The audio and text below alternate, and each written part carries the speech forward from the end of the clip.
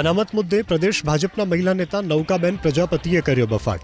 ભાભરમાં પ્રજાસત્તાક દિવસની ઉજવણીના સમયે વિવાદિત નિવેદન આપતા નૌકાબેન પ્રજાપતિએ કહ્યું કે આજે અનામત માથાનો દુખાવો બની ગયું છે। વોટ બેંકને સાચવવા માટે અનામતને દૂર નથી કરી શક્યા।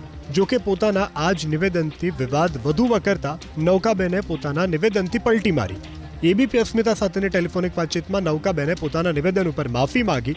સાથે જ જણાવ્યું કે હું કોઈ સમાજની વિરોધી નથી, હું જાહેરમાં માફી માંગવા તૈયાર છું।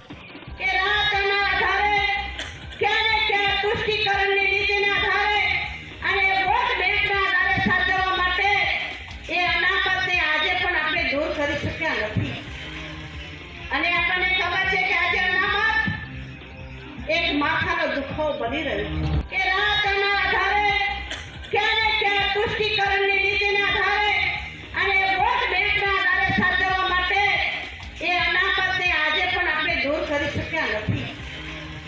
અને આપણને ખબર છે કે આજે અનામત એક માથાનો દુખાવો બની રહ્યો છે।